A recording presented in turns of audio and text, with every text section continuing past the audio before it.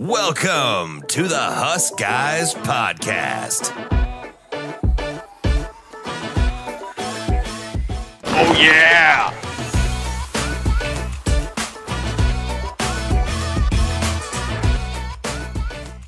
Welcome to the latest edition of the Huskers podcast. It is Wednesday night, August 21st. Pretty pumped. We got a great special guest tonight. Connor Hayden's joining us at YouTube. It definitely is the number one YouTube creator for Husker content. Pretty excited to dive into some work with Connor. Before we kick things off, because we're going to do an awesome show. We're going to do a full season preview. We're going game by game. Every single game, we're going to deep dive on each opponent over the course of an hour. So we're going to have a lot of fun going at all these Big Ten folks. Before we kick things off, as always, we're going to talk a little bit about our sponsors, which is just us. We're sponsoring our own show. So here we go. Talk a little bit about, let's see if we get to this next slide, Pipeline Jerky. Everybody should go to pipeline-jerky.com. Try some out. Connor, we got some heading your way if you hadn't tried it yet. But Pipeline Jerky, we created it as a way to help bring back the offensive line. For those who are paying attention, the offensive line is looking fantastic this year. Every bag sold delivers a royalty back to the offensive line. We've got an awesome deal with the 10 starters on offense, or the 10 guys on the two deep. They're great partners. They love it. They lean in. You know, the Pipeline obviously is representative of the dominant lines of the 90s. So we're pumped to create Pipeline Jerky named after them. We've done some cool stuff just to show you guys a little bit, but we've been having some cool dinners on behalf of a new partnership we're doing with Omaha Steaks. So we had a huge dinner out in New York a couple weeks ago. We got another one coming up during the bye week, probably in October, where we got the whole offensive line out. A lot of folks came out, got some autographs. They got to take pictures with the offensive line, who are massive, and they all had some great steaks. So we've got a really cool partnership with Omaha Steaks. And along with that, we are running an awesome giveaway right now in partnership with Omaha Steaks, as well as Nebraska Brewing Company and our friends at No Block, No Rock. If you go to business.omahasteaks.com/beatbuffs24, I'll send the link out afterwards, but I've got that going on our Twitter right now. We got about $1,000 gift assortment, $100 worth of Pipeline Jerky. We've got a ton of different steaks that we're selling, as well as a gift card to Nebraska Brewing. So pretty cool giveaway there. Make sure you enter your email address at business.omahasteaks.com/beatbuffs24. And last but not least, Andrew and I are both rocking the off-season national champ shirts, which we're going to talk to you at length today because the boys are back and things are looking really, really good. So check out HuskerStore.com. Check out the Kool-Aid shirts, the off-season national champ shirts. This is the year. We got a lot of really good stuff there. So with that out of the way, all the good stuff. Yeah, baby. Actually, before we kick off, we got to talk about you for a second, Connor, before we dive straight into Kool-Aid. All right. Yeah. I'm here for it all, though. I love the Kool-Aid. I can't believe you have a Kool-Aid shirt. You're really leaning into that. It's the Nebraska deal, right? Kool-Aid in the offseason. That's about all we have to celebrate as of the last. That's so good. Connor, welcome to the show. Thanks for joining us. Yeah, of course. I'm glad to be here. Tell me, so I've been a follower of your YouTube channel for a while. You can do a fantastic job. You clearly have a ton of video editing chops. But take me all the way back. I always love to hear people's Nebraska fanhood because you are based in California. Yeah. Which is an atypical route to Nebraska fanhood.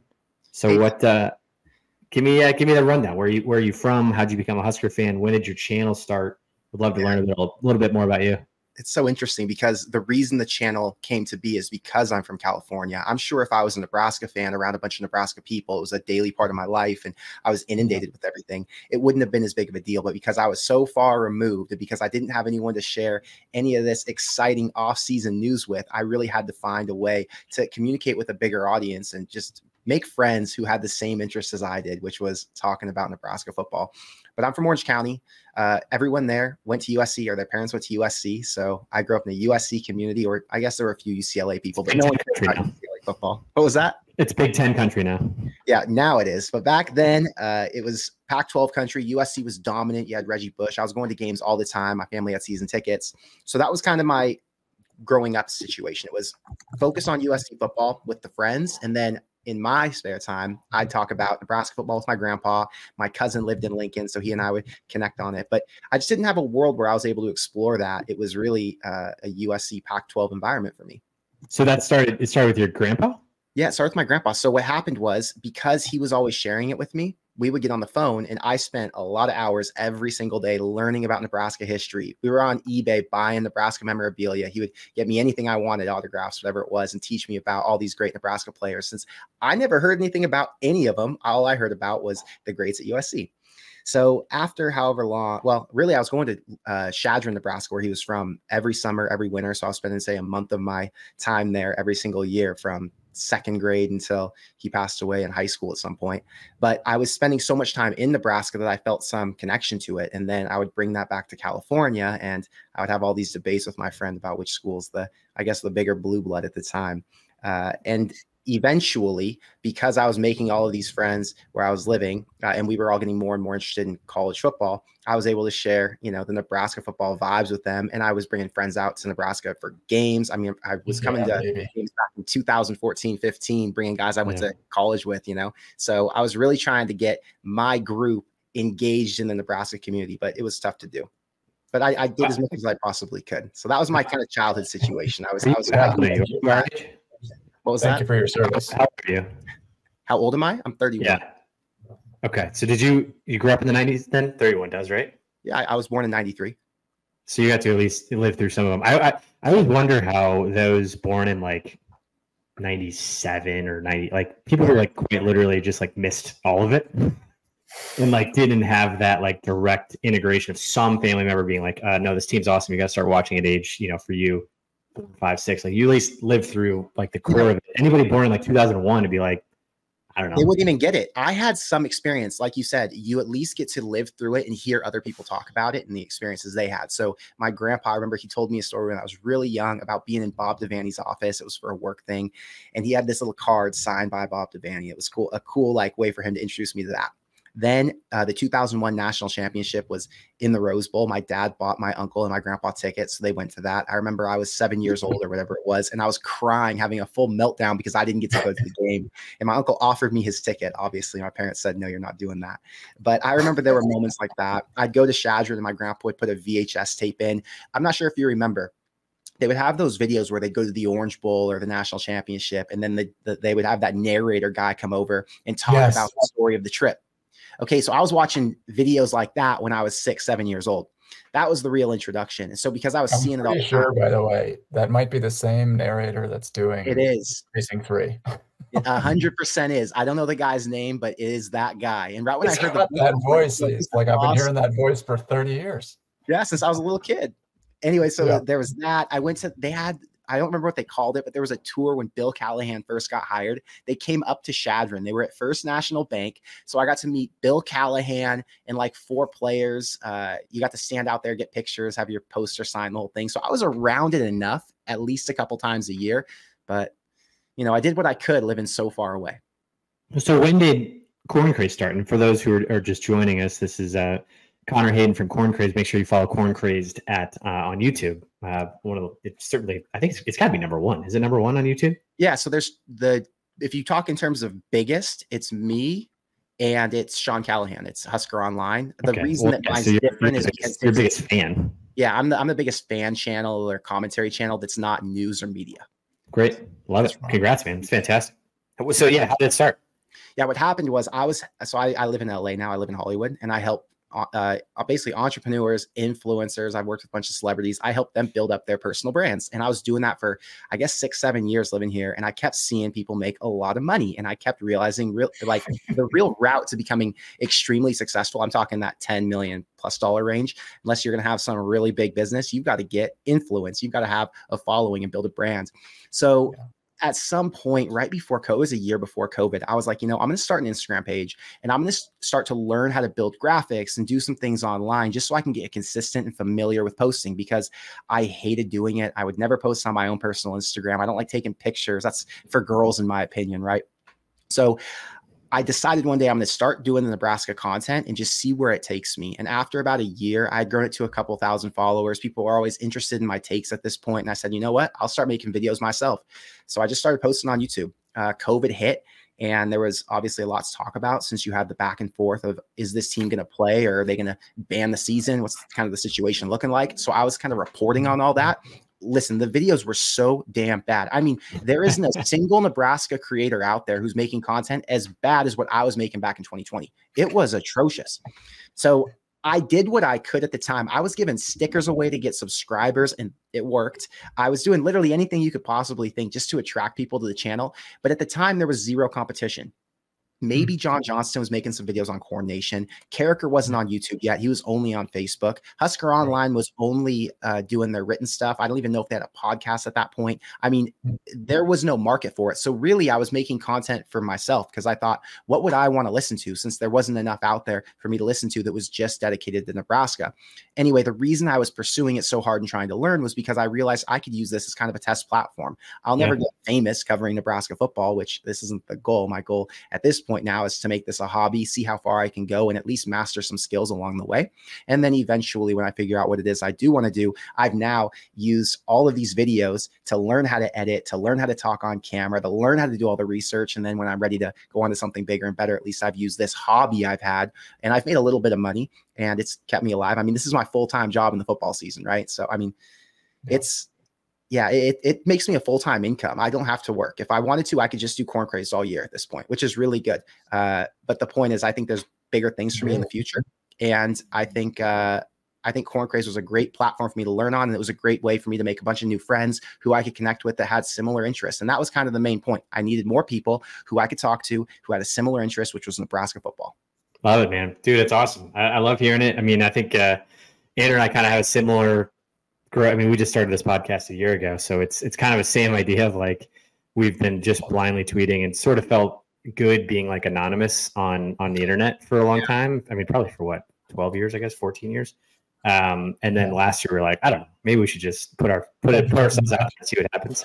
And like, it's crazy what happens when you kind of put yourself out there and then you're like, oh, this is actually working and people are listening. And I mean, we'll get 2,000 people that'll like, listen to the show for the course of an hour. Like, do people know it's just like two idiots like in a basement? Like, do they know? But we all are. That's what we all are. We're all just idiots who are making content about something we love. That's the bottom line. Everyone thinks there's more to it. There's not. We're all kind of the same. You know what I mean? Speaking of idiots making content, can we talk about Can we talk about Nebraska football? This is my segue into here's my natural segue into idiots talking content, because this is, I mean, that's truly what we started here, Connor. And I feel like you've got the same vibe as us. Is like, I just want to talk football, and you do a great job. And we've covered, I've listened to a lot of your stuff too. It's just like, let's just talk like we're at a bar. It's fantastic. This week has been crazy. So I wanted to do a deep dive, and we're going to do a deep dive on a game by game basis, but so much has happened in the last 72 hours. I want to make sure we start there.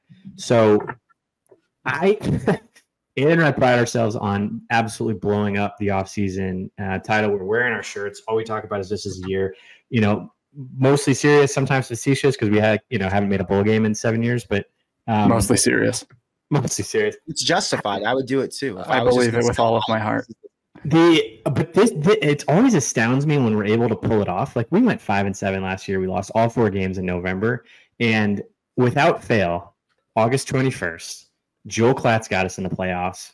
We're a college football sleeper. We've got, this guy was actually like, I don't know, I exchanged some messages with him. He's a sort of decent guy and was like, you guys could finish top 10. I mean, what do you make of this, Connor? No, it's legitimate, right? You go back and look at what last year was. Last year was in total, utter disaster, and Nebraska was still in position to win 8 games. Then you look at what they needed to do to replace those holes, replace some guys who weren't getting the job done. And it started at quarterback.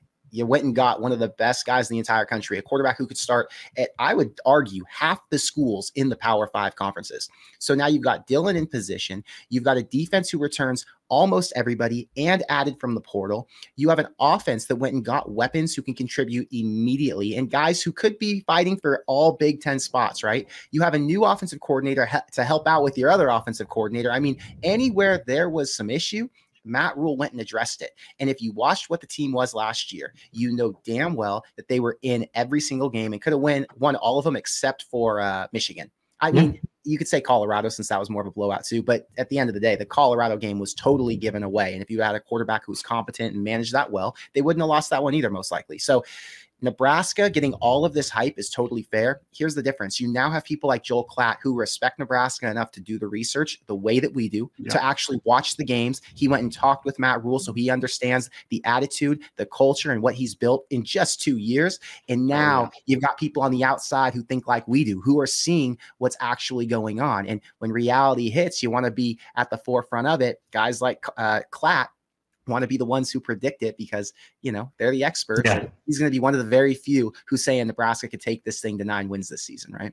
It is awesome when one person says it and then like another guy's like, you know what? I'm going to say it. I'm going to say it too. And then another guy says, well, I think it helps fans, me because, you know, the content is amazing.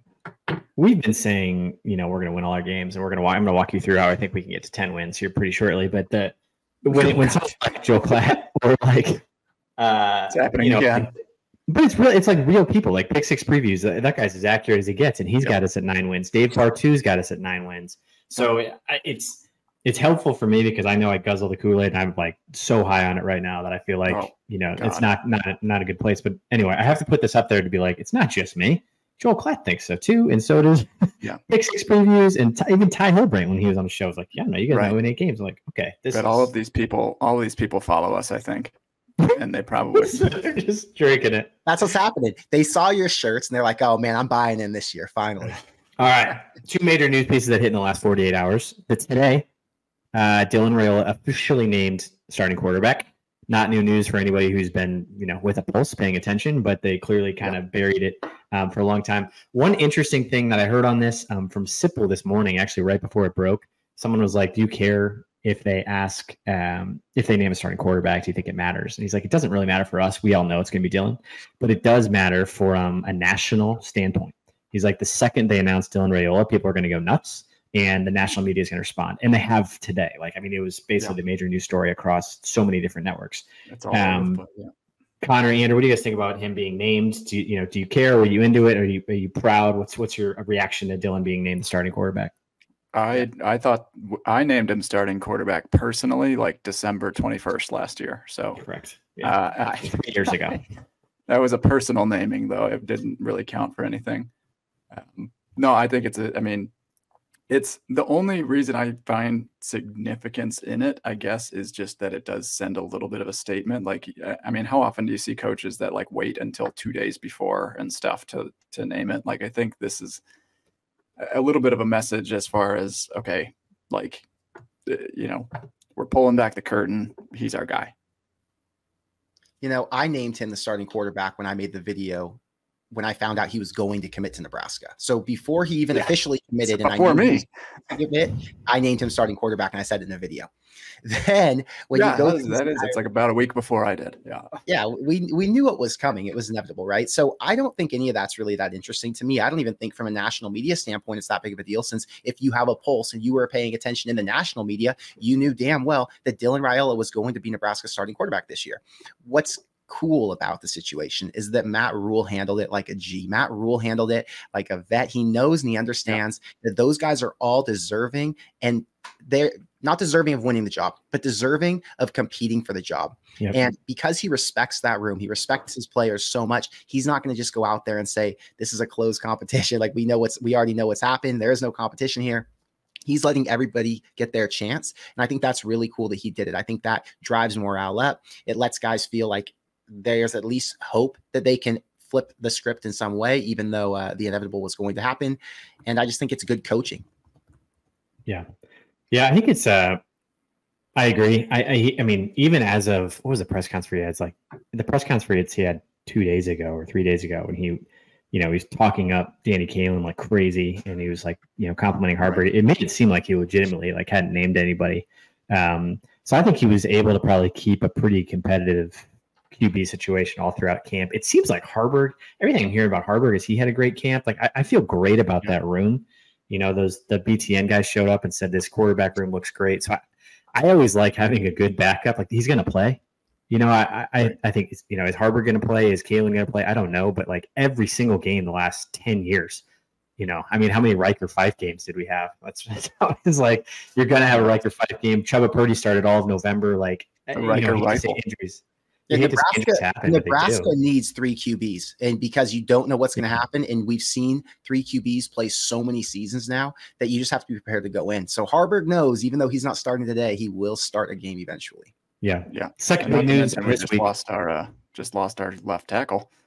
Not great. Yeah, Worker and backing him up, but like that's going to put your quarterback a little bit at risk here. Yeah, not ideal. I mean, gosh, Freaking Teddy, man. I like that poor guy. So just has sad. had such injury problems. It's so sad. He's awesome. But no, we're saying positive vibes. The second big piece, 10 guys, the 10 numbers, single digits have been named. We've got Nash. It's our starting defense. It is our starting defense and one singular offensive transfer, which is we'll get to in a second. So for those not looking at it, it's Nash, it's Jamari, it's Isaac Gifford, Buford, Jamal Banks, John Bullock, Tommy Hill, Hartzog, Singleton, and Ty Robinson. Connor, what do you think of this list? I thought it was awesome that Nebraska went basically all defense. I think all those guys are super deserving. When you watch those Chasing 3 episodes, they're all the guys who have led. They're also the best players on the team, at least as of last season, since they're the best performers and the offense didn't have anybody who really did shit. If you look at Jamal Banks in the middle, it kind of makes you think, wow, he came in. He's a multi-year starter at Wake Forest. He had like 600 yards receiving the last couple of years. And I thought Isaiah Nayer, based on all the talk, he was supposed to be the number one receiver. So not saying anything about on-field performance for Banks, but what it tells you is if you got an on-field performer like Nayer, and then you have a guy who's a leader, because this is about leadership and performance, right? So a guy who's a leader like Jamal Banks, who is now looked at as the top leader on the entire offense, that says a lot about the receiver room and how much of a jump they can make. So in my eyes, this is pretty damn exciting. Also, Malcolm Hartzog, totally off my radar for a guy who would get a single digit, and he got one. So that speaks to what he's got going on, and he's going to play, or he's going to start at safety this year. So powerful that he ended up getting a single digit. All the DBs, all 5 will be single digits. And then you've got the entire line single digits. Think about how when you come in as another team and you know that the best players in the field are all wearing single digits, then you look across from you and that entire line, that entire secondary's got them on. I mean, your Shedeur Sanders, it's like, all right, this is going to be a little bit of a challenge. This is going to be a serious secondary I got to throw against, and I've got pressure in my face. It's a statement. What do you think, Andrew? Yeah, I mean, like we were basically a half team last year, and the half of the team that ended up with the single digits is the better half. So I guess I don't necessarily say it's surprising. I thought actually Banks was a little surprising just because, for him to come in the off season, like I understand he's a very high personality guy. He's a veteran presence. He's the most veteran receiver we've got basically, along with like IGC. It's just impressive. I think I would like it to speak more to his character though, instead of like saying, okay, what's up with the offense? Like maybe a little bit more of, hey, this Banks guy, like he's the real deal. He's coming in and taking a leadership role right away. I think that's pretty impressive, actually. Yeah, and I think that the only thing that I had read is like, so offensive linemen can't get the single digits. Well, they can earn them. They just can't wear them. Ethan Baker earned one last year. He just couldn't wear it. So none of them earned it this year? No. Got it. I was going to say, I figured like maybe one of those guys on the line. We have some pretty good senior leaders on the line that I feel pretty good about.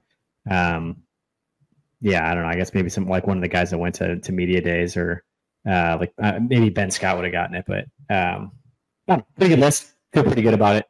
It's always good to have additional hype. So we've got 2 major news stories. Rhule being named the 10. I mean, you just know football's coming. This is what like I was saying to Andrew even like last week. Is like there's no new content. It's crazy. And in the last like 48 hours, it's just been like a content absolute overload of now we got a starting quarterback. We got unbelievable starting D. Let's talk about the season. All right, get that thing off. What is that? We are back. All right, here we go. So this is the good stuff. This is what I really want to get into. And Connor, you've talked a little bit about this too. We kind of come at it from a very similar angle after I listen to your show. Like I've always kind of come at it from this. I obviously like guzzle Kool-Aid, but then I also look at like, okay, what are other people saying? And so at the highest level, before we go, we're going to go game by game, and we're going to talk about each one of these. But this is interesting. So ESPN FPI, as well as the Vegas odds, and then I looked at the season win total. So for those not looking at the screen, ESPN's FPI essentially has us in a 50% plus format in 9 games, which aligns with what a lot of folks are saying is this, 8-9 win threshold in there, with the 3 games that we are not in is Ohio State, which nobody gives us any chance, which is probably fair. USC, which USC is an interesting one to have us at 26%, what do they call win probability, I guess, and then Iowa at 40. And similarly, on the Vegas odds, we'll be favored in 9 games this year as of the odds as of August 20th. So these mean nothing. These are going to dramatically change right after that, or right after the first few games. But we'll be favored in 9 games this year, of which how many of them are going to be 1-score games? Almost all of them are 1-score games. And then the third metric I was looking at, season win totals. And this is crazy to me. We are only playing one team that has a season win total over 8, which is Ohio State, who has a season over-under win total of 10.5. Everybody else is 7.5 and under. So USC 7.5, Iowa's at 7.5. Everybody else is sitting in this 4.5 to 5 win territory. I mean, we're playing 7 teams that might make a bowl. Well, real quick, out of respect for these teams, okay? USC, Rutgers, UCLA are all playing some of the toughest schedules in the entire country. Top 10, top 5. Yeah. So although USC's they have is low win third. totals, they have all these low win totals in here, that's not accurate to how good these teams are that they're playing. USC would easily be a 9 or 10 win team if they were playing Nebraska's schedule, right? Great point. UCLA could win 8. So you gotta be fair, because it's a great point, but I guess the counter to that is I it's more like grateful. We don't have Michigan on here. We don't have Oregon. We don't have Penn State. Those are all 3 that have 10 win over-unders. So you take those 3 off, you replace them with Illinois, Purdue, Rutgers. Like, yeah, Rutgers is going to be good. USC is going to be good, definitely. But some of those schedules you're talking about, like when you have the murderer's row of playing, you got to play, you're playing Michigan after that. Like I think it's Michigan's schedule where they play like Washington, Oregon, Ohio State. Like they've got the full slate. Yeah, there's no arguing. Nebraska's extremely blessed with back-to-back schedules like they've had. Yeah, good. I mean, I just like keep looking at this list. And I'm like, it's there for the taking. It's there for the taking. It's going to be 1-score games. It's going to be tough because we are historically not good in 1-score games. If anybody's ever heard that stat before, but it's there. It's, to be favored in all of these games, even though they're, Purdue looks like, Purdue is 1-score, Rutgers 1-score, Indiana 1-score, UCLA 1-score. But so is USC. USC's the other way. Iowa's the other way. Wisconsin's favored. So, you look at this and Vegas is like, I don't know what to do. And, the FPIs are like all pretty close too. So, but I would much rather see this than, how many of these times we've opened this up and been like, I don't know. I see 7 losses. Yeah. So I think Connor, Andrew, what do you guys think about this as a macro level? We'll go game by game because I got to do a little sanity check after this. No, legitimate reason to be optimistic. But, I, like you and like every other Nebraska fan, I have seen reality hit hard before. So I try to temper expectations, even though there is a reason to believe. Yep. We're broken. We're broken fan base. Andrew, what do you got? Yeah, I mean, I guess the crazy thing to me is like that some of these, they're so close, even though, so if you just look at like the percentage differences, like I don't know how this is calculated, but between Colorado, 51.9%, not supposed to be a terrific team this year. And then like, how do you find that we're 26% against USC, who some expect is, probably a top half of team, but like Purdue is, 54%. I don't know. There's teams that like, I think it's so bunched up in the middle that like all of these being 50-50 is not, or almost 50-50, like slightly favoring us is not surprising. At the same time, I think it says that like, okay, the national audience is saying we've got the talent now. The national audience is saying we think we've got the coaching now. And now kind of the wagers are saying smart money is Nebraska, if they do the right things, should be finishing these games off. It's just interesting to me that it's like everything is so close between the bottom of the Big Ten all the way to the to the middle of the pack and the top. Like the 7th from the 16th team is like a couple percentage points difference. Yeah, it's going to be interesting. Well, we're going to go game by game. I want to make sure we dive in and let's do a sanity check on these because these are just completely made up numbers that nobody knows anything about, but they're just interesting. I don't know where they came from. I'm just going to believe them. As long as they're green, I'm going to believe them. All right, we're kicking things off with UTEP. First game next week. Everybody can't wait. And a couple things about UTEP. They got brand new head coach, Scotty Walden. First year head coach. Last year they went 3-9. Things have not gone well for UTEP historically. Over under projected at 4.5. 86% win probability for us to win this one. Have never played them before. Looks like you got a few more things, Andrew. They haven't won a bowl game since Frank Patrick was a quarterback. Frank Patrick. 1967 was their last bowl win. Okay. Fun fact: Frank Patrick was an NFL quarterback from Nebraska. He was 6'7". That's a giant quarterback.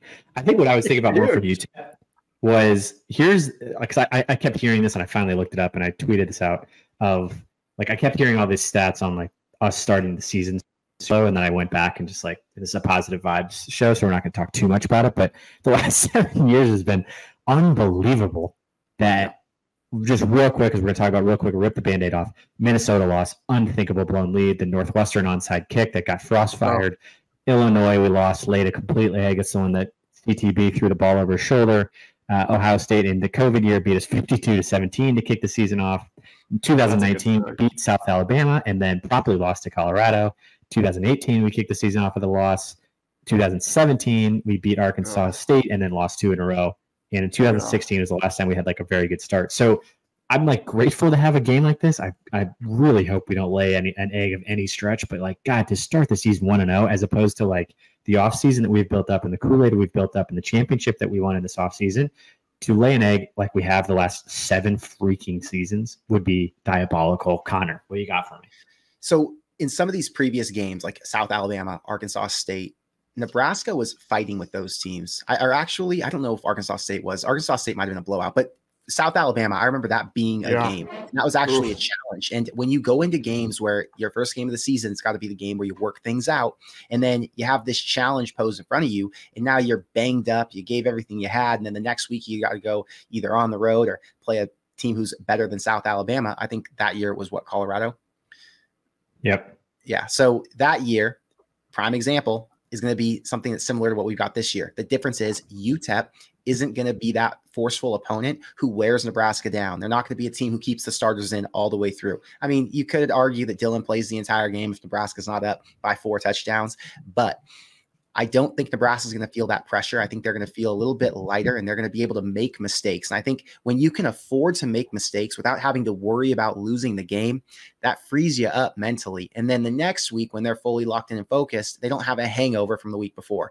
UTEP is not only important because they're a team who's coming in and they have a terrible past. They have a bunch of new guys and they're going to be working out their own issues, but because they're not a team who's going to challenge Nebraska in a serious way after the second half. 28 points is the line. Do you think we cover?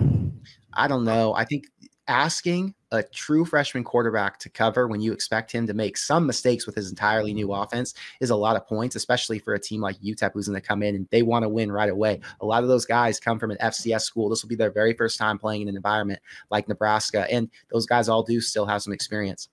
I would lean on the side of cover, but I don't know about it. Andrew, you think we cover? I do not think we cover.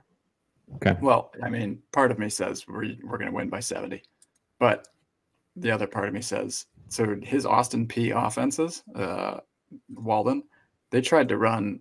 I mean, Sipple said it a few times this week as well. Like they tried to run like 100 plays a game. Like they were like a high, fast-paced offense. They were a top 15 offense last year. Now they don't have like the weapons right now at UTEP. But they did bring in a couple of transfer options and stuff to their team. They brought a new transfer running back, I believe, from Austin P actually. But regardless, the talent level is so different. I just think that they're a team that like they're going to keep their starters in all game. We may end up on our second or third string and stuff. I think they're a backdoor cover waiting to happen, and we may win by 3 touchdowns.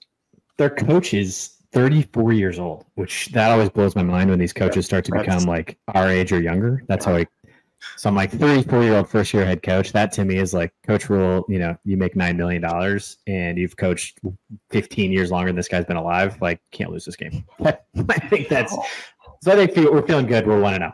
We can move on to our friends at Colorado, which Andrew and I are going to. We're super pumped. Connor, are you making it to a game this year? Yeah, I'll be at this game. You'll be at this game? Yeah, you can't miss this game. This is the game, right?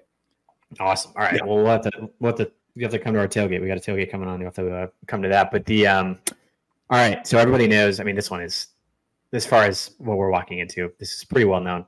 Coach Prime. I feel like the weirdest thing about these guys is like I feel like I'm not even playing Colorado anymore. I feel like he's like created this whole like separate I feel like we're just playing Deion Sanders, not like Paul. That's how it does feel. Right. You're right. Playing the Sanders family. Yeah, the Sanders, his kids and his like Instagram and his like all this weird stuff. I'm like, but then I also like there are so many horrific Colorado fans in our mentions. So I'm like, oh, there they are. Yeah, there they are. That's why I hate Colorado. So everybody pretty much knows Coach Prime. They were 4-8 last year. Their over/under win total is 5.5. FPI, it's a toss-up. Basically 51%. It's gonna be 6:30 under the lights. Colorado's won 3 straight. There's no way around that. The seasons, like the overall series, we've won 49. We're 49-21. We have dominated the series, but they've won these last 3 in just absolutely gut-wrenching fashion. Colorado's 1-8 in the last 9. Their defense, Sandra, you want to touch on some of this stuff? Not that good. Their defense is an absolute atrocity. I mean, this is where I think we can get them this year, is that they bolstered their D-line a little bit. They've bolstered their secondary a little bit. There's no doubt about it. But their defense last year was 35 points per game, 453 yards per game. And here's what's something shocking. I believe both of those numbers were an improvement from 2022 for them. So technically they're trending up. But they are, I mean, they were so bad that I think if we win this game in the trenches, like that's where the game is going to be won. Their O-line has 1 returning starter. Their D-line is kind of a little bit of a patchwork. Like they've got some good talent and stuff there, but we were able to throw on them last year if we had a quarterback that could put the ball on the money. We did not. If we could run the ball like every single other team on their schedule did on them, that's a winnable game last year as well. And that's where I think that we turn things around this time around. The final thing I would say is that I was looking at their special teams. Their special teams coordinator just bounced. I mean, a week before the season, he says, I'm out. Might need him. I've had enough. And their special teams was 94th in the country last year, 84th in 2022, and he's out. So you got to win in that phase of the game as well.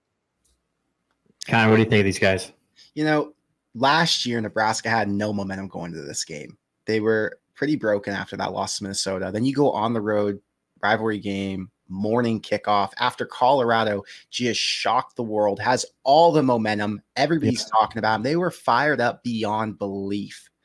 Nebraska got worked over the top. The secondary got destroyed. The defensive line got pressure on Shedeur plenty, but Shedeur is an elite quarterback. And just like he did last year, he'll be able to make some plays this year. I think when you get to play Colorado in the later part of the season, you're playing a 6-6 team. But when you're playing Colorado week 1 or week 2, you're playing a team who could win 8 or 9 games. They don't have the depth to go to the distance, but when they're fully healthy, which they will be for this game, hopefully, as long as they don't get anything bad going on in that North Dakota game, then they should be able to compete with Nebraska. There's a reason this line is so close. There's a reason FPI says it's a 50% chance to win. Nebraska has gotten beat by Colorado now 3 times in a row, and everything points to Nebraska trending up now, and they should be able to beat them. But we know in a rivalry situation, Colorado's going to show up. There's going to be bad blood, and Nebraska's going to have to execute to get this one done. Yeah, so here's what I was trying to figure out. I went back and, again, we're positive vibes only, but sometimes this helps me to talk through this. So we're actually kind of in this game all the way up until halftime, and had really shut down Sanders. Like we sacked him 8 times last year, and it was 10-0 going into the half. But with 6 minutes to go, it was 3-0, and it was pretty even. Like if you see the win probability for us trending, like we were kind of favored to win going into halftime until it was like an interception followed by a touchdown right away. And then we punted, then they scored a field goal. And then it was, we scored, they scored really quickly, punt, interception. Like it all happened so freaking fast. I kind of blacked it out because the end score was 36-14, and it got out of hand so badly. But I guess I'm grasping at that beginning part of like, we were probably closer than maybe I thought. But that second half was so terrible that it ended up being an anomaly as part of the season. But I would say it doesn't not make me a little nervous for this. Of course. Hopefully there isn't a little like, oh, here we go again. If Sanders does finally get his mojo again. I mean, he threw for 400 yards. He threw to 11 receivers. Yeah. It was a pretty impressive performance by him. So I'm optimistic because I agree we have a quarterback with a pulse that's not going to turn the ball over 7 times, but his performance last year definitely so he was 31-42, 393 yards. He averaged 9 yards a pass, 2 touchdowns. He had a heck of a game. I mean, what do you guys make of that? Well, I will say this. Even if Nebraska doesn't have Rhule in this game and they were playing with Harburg, I would still pick Nebraska to win. I don't think Nebraska's issue was their quarterback play all the way through the game or their offense. I think it was the turnovers that completely killed drives. Yep. And then it lost the defense. The defense wasn't able to keep track with those receivers. And because they couldn't, that's why Colorado was scoring so quickly and so easily. I think Nebraska's in a great position because you've got 2 quarterbacks who are competent to win this game. Even with injury issues, I think Nebraska has the depth that Colorado doesn't. And there are a lot of reasons to say, okay, although Shedeur is going to be able to score a lot of points, Nebraska's going to as well. They're going to be able to match them, unlike last season. And I'm going to pick the better defense to win in this spot, and it's obviously Nebraska. Yeah, and I think that's a good point. I mean, the thing that scares me about the game is that last year our Achilles heel was efficient passing offenses. Yep. It just seems like that's the only place where our defense would falter, especially late in games. I mean, Michigan, they barely threw an incompletion. Colorado, kind of same deal. Shedeur had 27 touchdowns to 3 interceptions last year, but Colorado lost their top 4 rushers as well. They are such a one-sided team this year. They brought in, I think, a transfer for, it was like a 3rd or 4th string from Ohio State. Dallin Hayden is their starting running back. Hayden, and then another rusher from the MAC. But I don't think they take rushing seriously, and I don't think they care. I do think that that Dion wants Shedeur to put up massive stats. Yep. I don't think they care about defense. I think they just want to pass the ball and outpass whoever is in front of them. And it's going to be a huge test for our secondary. Yeah. And so that concerns me, because that was, if you had to choose, that was our weakness last year. And I would hate to get into a shootout with Colorado. That's not going to work. But I agree. You end up taking the better defense that you can rely on more throughout the game.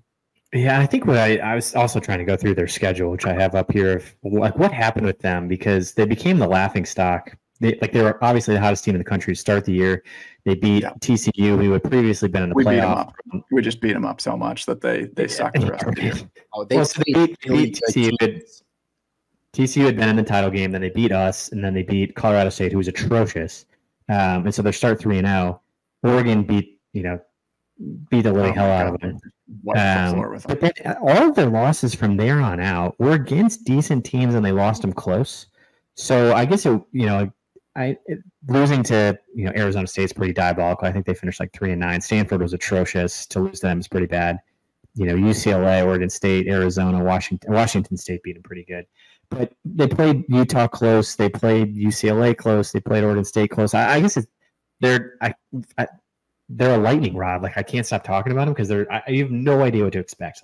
They played well enough to beat some teams like Utah, which is crazy. But now they have 60 new players, so I have no idea. So it's going to be a fascinating game. I'm pumped to be there. I'm glad you're going. They were in position to beat Oregon State, Arizona, and Utah, who were all some of the best teams in the Pac-12 last year. So you've got to respect what they were able to do in keeping those games close, especially not having depth on the line. And it makes you think, well, if they were able to improve at all this season, this could be a team who goes into the Big 12 and wins 7+ games. Well, let's talk about that real quick then. Here's their schedule. Do you think that, let's go rapid fire, do you think they can win? It's 5.5 is actually their over under. So they got us. I actually think they might lose to North Dakota State. The Dakotas always that would be hysterical. But between us, but they do play, and the Big 12 is going to be so interesting because they got Baylor, UCF, Kansas State, Arizona, Cincinnati, Texas Tech, Utah, Kansas, I think, and Oklahoma State. So I think they lose Oklahoma State. I mean, those last 3 are theoretically ranked. Who knows if Kansas will be. They lose to Oklahoma State. They lose to Utah. They lose to probably Arizona, Kansas State, UCF. That's 5. I mean, that's probably where everybody's got them losing 5-6 games. What do you guys think? Do you think they make a bowl game? I think they make a bowl game. I think they beat North Dakota State. I think Colorado State's a toss-up. Nebraska's technically a toss-up, although I think Nebraska wins. Baylor, I think they could win. UCF, I think they could win. Kansas State, even, I think they could win at home. Arizona's a loss. Utah's a loss. Oklahoma State or Kansas is a loss. But every other game on there is a game that they'll be in. So I don't know. I think Colorado has a good chance. I want Colorado to win, if I'm being completely honest. I want to see the Deion experiment be successful because it would be against all odds. It would piss a lot of people off, which I think is funny. I love when guys like Deion come in and they're disruptors, and then you get to see everybody else get upset about it. So I'm rooting for Colorado, rooting for Deion, and hopefully they get to a bowl game. As long as we beat them, I hope they win 11 games. Yeah, I hope they win the Big 12. If Nebraska beats them, they'll win the Big 12. If we lose and I have to listen to Colorado fans all the rest of the season, I'll be like, God, I cannot believe this. But anyway, let's keep going. You and I, so I've got you and I on here, but we don't need to spend too much time on them. So they got a coach who's been in there 24 years, which is crazy. He's done a pretty good job. They were 65 last year, FPI at 83%. I mean, to me, this just sort of fits into this broader category of like, you just got to win these games. And we have to just get back to just being like, oh, this is you and I. We just have to we have to win this game. Like, yes, great. Well, I don't think it's about winning. I think you're missing it. It's not about winning this game because they're going to win. It's about dominating in all phases of the game. You have to dominate on special teams, defense, and offense. You have to outcoach them. You have to have higher energy. So it's not about winning. It's about dominating. And if you don't dominate, then we're all going to be pissed off looking at ourselves like, what the hell's going on? Well, yeah, I think that's exactly it. I think that once it becomes game week, once it becomes game week, I'm sure we'll do a deeper dive into the team themselves and try to figure out what they're doing. I get so sick of being like, oh my God, South Alabama has this new quarterback, and you're like, oh God, if we can't stop freaking South Alabama, what are we doing? Good grief. Anyway, that's why you and I ran. Andrew, you want to add anything? No, the only thing that I just found interesting was they had a new O coordinator, Luke Falk, and I looked that name up because I was like, wait, Luke Falk was literally just a quarterback. He's in his 20s. Yeah. He was their O coordinator. Yeah. Well, he left, so it doesn't matter anymore. But amazing. They hired, and he's gone. So they're going through a bit of a transition. All right, dominate. We're dominating. It's a great year to be getting UNI as they go through a transition. Great year to get them. Okay. So we're 3-0. I think we're all pretty unanimous. We're going 3-0 at this point. Heading into Illinois. And so this is where our schedule gets interesting because this is where everybody who doesn't pay attention to Nebraska football is like, oh, yeah, you should beat Illinois. They were not very good last year. But those who pay attention to Illinois know that they beat us 3 of the last 4. We beat them last year, thank God. But those 3 losses in a row in 2020, 21, and 22, as well as this beautiful gentleman, Brett Bielema, who just has our number as a coach, definitely gives me some pause. So, Bielema's obviously there. They went 5-7 last year, which is a big time drop off for them from the 8-5 season that they had in 2022.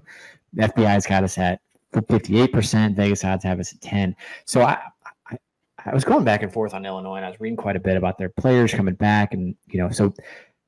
In 2022, they had one of the best defenses in the country, thanks to Ryan Walters, who's obviously at Purdue now. They were 8-5. They had great star power on offense. They had a really good team, on defense.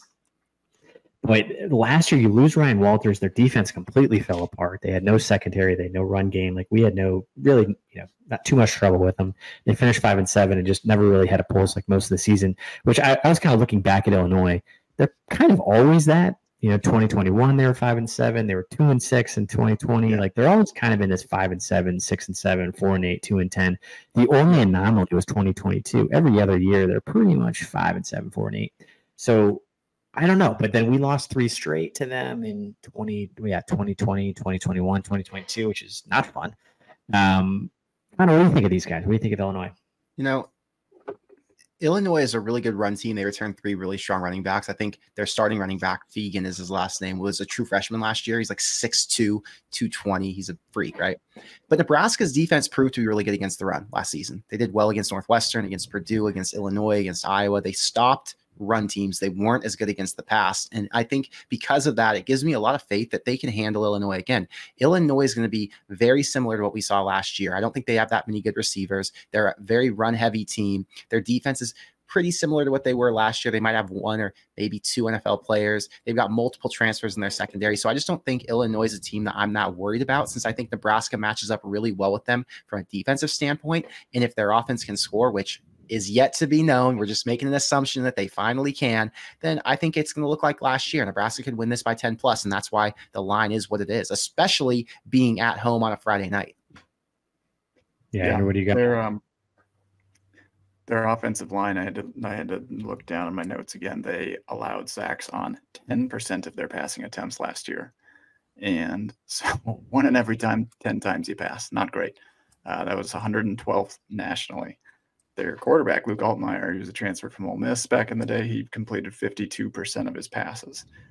So they are literally 50-50 through the air. And 1 out of 10 times they do pass. You got to force this team to pass. And so that's going to be where I think can end up winning the game. Last year it was just awesome to watch the defense. Like this was like an emergence game for the Black Shirts last year. I mean, when they stuffed them on 4th and 1, they stuffed them actually several times at that midfield on like huge downs. I mean, they won us the game, and that huge game transitioning, like 4th and 1 or 4th and goal, or it was 1st and goal. Actually, we stopped them 4 straight times. I mean, completely changed the game. I think that's going to be where this game is won. The second thing is that they lost 2 like all league defensive linemen to the pros. And that was kind of the strength of their defense last year. So they lost 2 starting offensive linemen from an already bad offensive line, and then they lose 2 starting defensive linemen that are NFL caliber players. They're not exactly replacing them super well.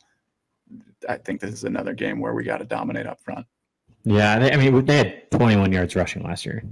21. So if you can do that, you're going to win most 21. games that you play. Yeah, it was so bad.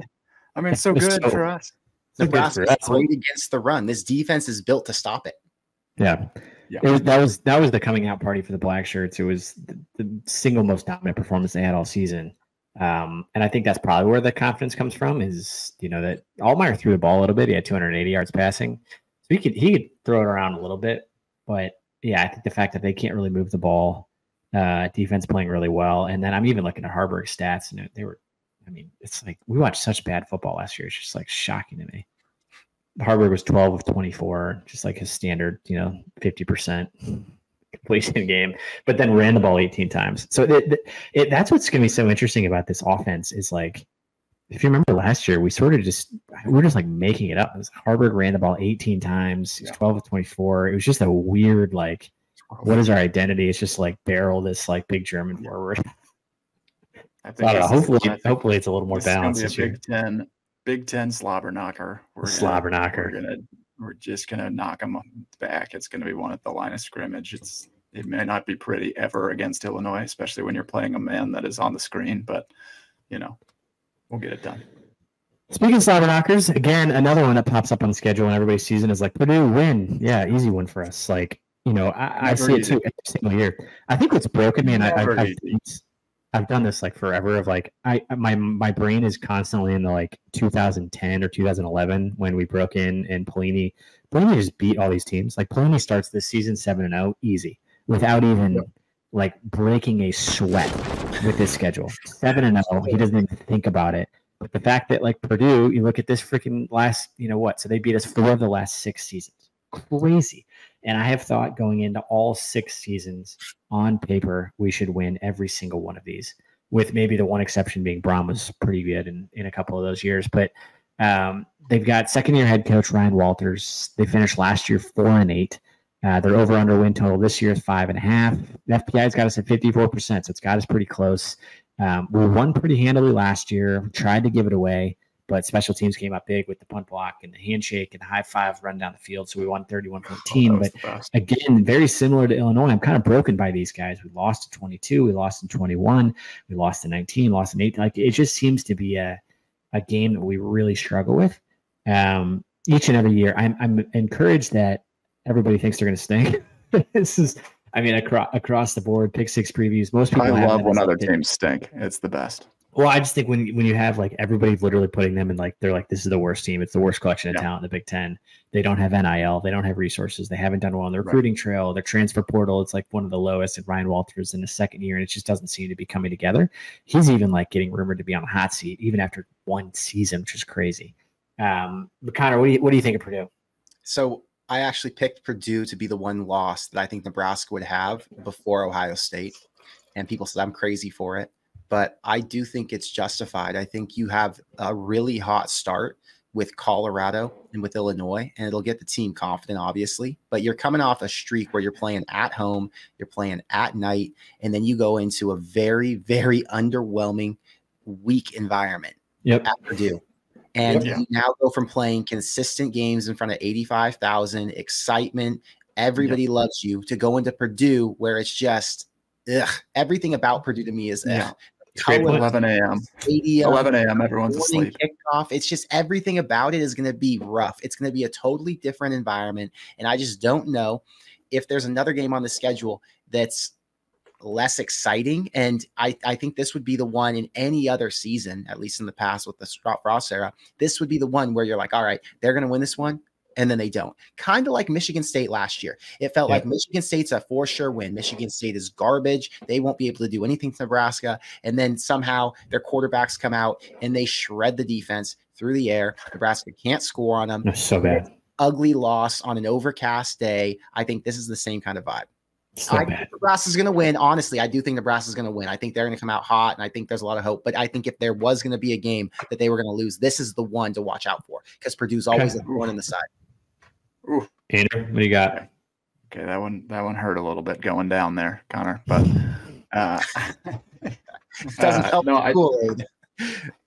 That one stung a little bit. So Purdue hit the transfer market a little bit, but they got ravaged by the transfer market as well.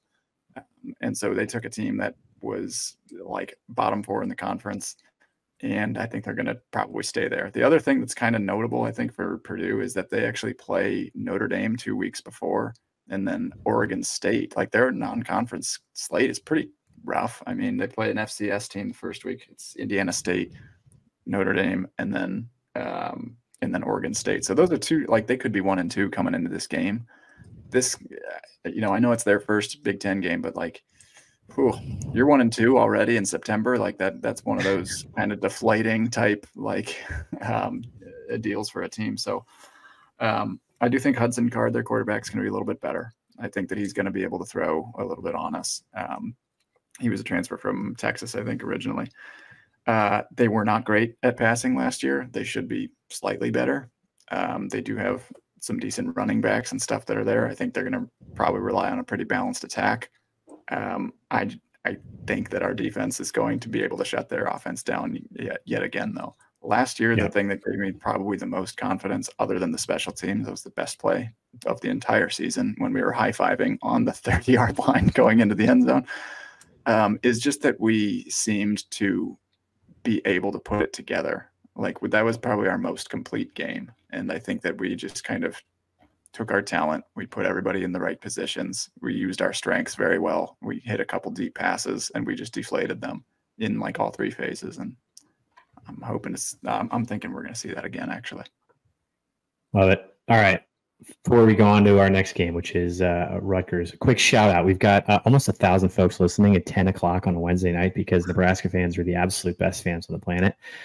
Listening live, we've got Connor Hayden here from Corn Crazed. Make sure you guys check out Corn Crazed on YouTube. Make sure you follow his channel. Check out pipeline-jerky.com.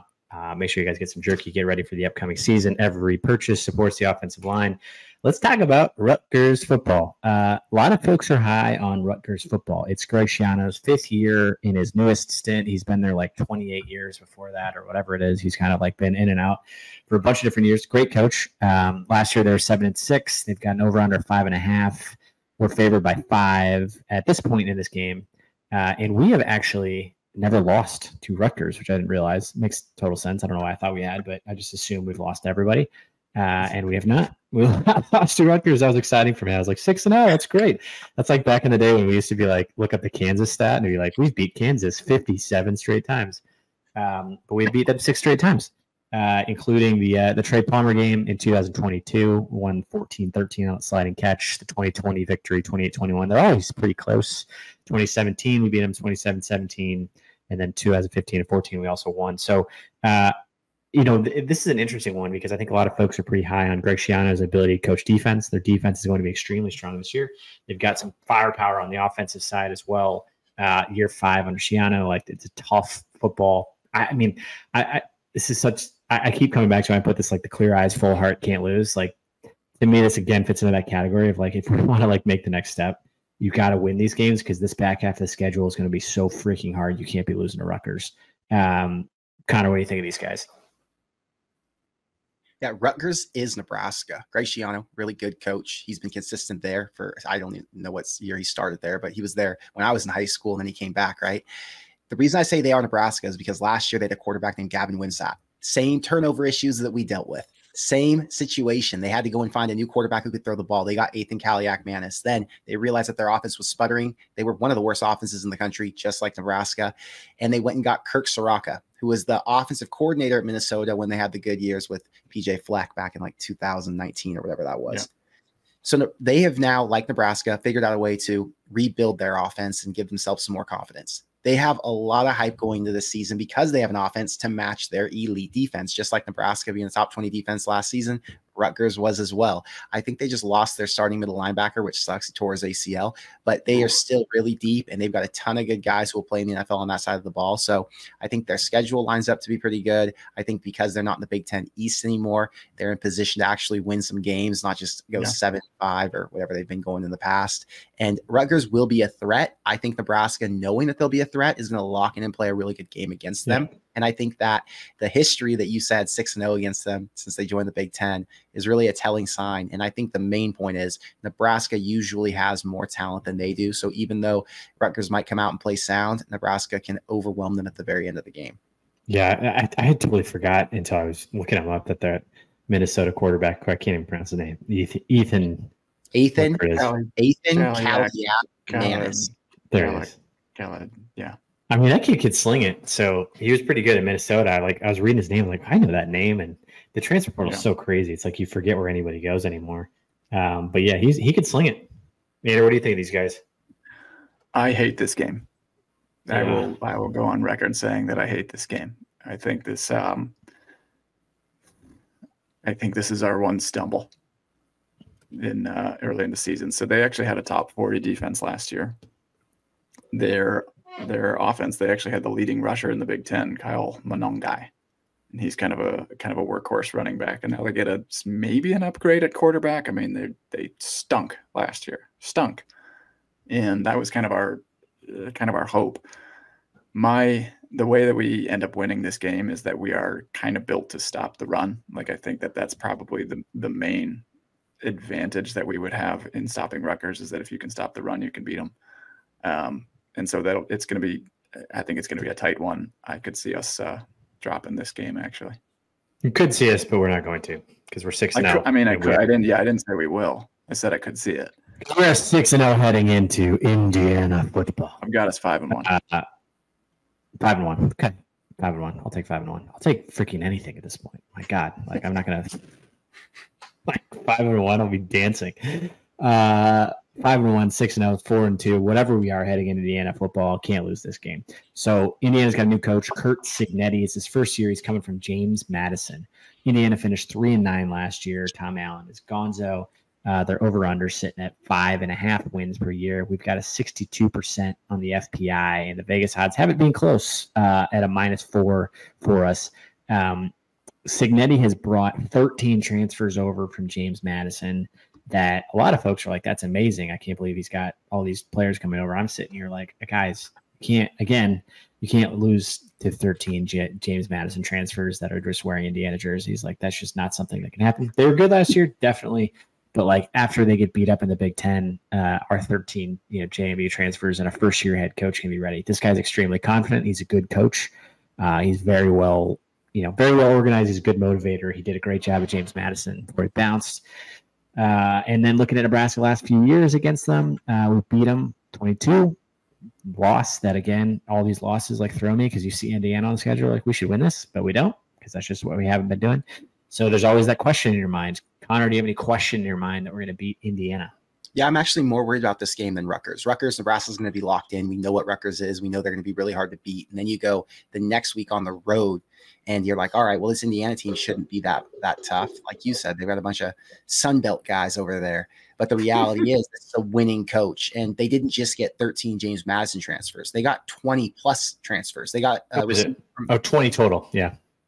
They got a guy from Wake to come play receiver, a guy from Texas Tech, 2 guys who were starters at those last schools, guy from Tennessee, guy from Clemson, I think. I mean, they went and got real guys. The quarterback, Rourke, from Ohio is like a 5-year starter. They are going to have talent that can win in the Big Ten.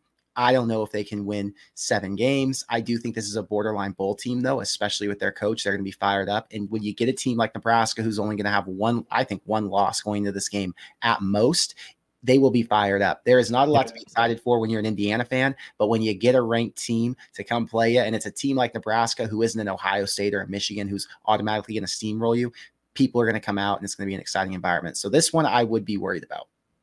Andrew? I think agree to disagree. I think we are going to go into Bloomington, wherever that is, and beat the living pulp out of Indiana. I actually think that this is the Raiola coming out party that like everyone – like I could see Raiola kind of having a slow little, like he's good, he's good, he's doing all right, but like, you have those like occasional freshman question marks. Like I that's probably a plausible scenario. And then I think Indiana, their weakness was the pass defense last year. They were looking at Brett Ciancia's stats. They were 68th out of 70 Power 5 teams in opponent adjusted passing defense, 68th out of 70. So atrocious pass defense, and their solution to fixing that was to bring in 2 Old Dominion transfers. And I like to think that our receivers can probably take the top off some Old Dominion transfers. So I think we are going to put up some big numbers through the air this game. Okay. So we fired through those. We're somewhere in the range of 5-2 to 7-0. Is basically where we're feeling. Is that consensus? I'm 6-1 right now. Yeah. 6-1. 6-1. Okay. I mean, so then we head into what I have. Let's see if this pops up. There we go. The gauntlet. I mean, I put the Monstars on here. We're playing Ohio State in our 8th game. Well, technically the good guys beat the Monstars in that one. So that's why there's so I'll get to that. I've got my one loophole on how there's like one potential chance. I mean, Urban Meyer came out this week and said this is the best college football roster that's been assembled in a decade, and he's probably not wrong.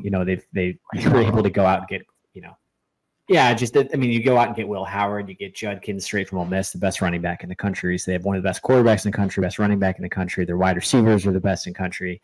They get Caleb Downs from Alabama, the best cornerback in the country. I mean, their depth is unbelievable. They've beat us to a pulp for. I mean, it's so many years in a row. It's hard to be like, oh, maybe we'll like play tight at some point.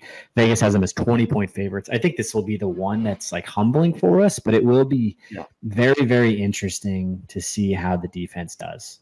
That to me will probably be the biggest test of like, I think our defense can be the real deal. I think, offense will be fun to see what we can do. And I just really hope it's not one of these like 48-7, 52-17, the previous scores. If it's in this like, maybe we cover. I'll be pleased with it, but I do think, this is a title team or bust for Ryan Day. If he doesn't win a title with this team, I think he gets fired. They're so psycho at Ohio State. That's probably what they'll do. But here's my only thing on this, where we fit on their schedule becomes interesting because they're going to crush Akron, they play Western Michigan, they're going to beat Marshall, they're going to beat Michigan State. Then they play Iowa. Classic sandwich look ahead game.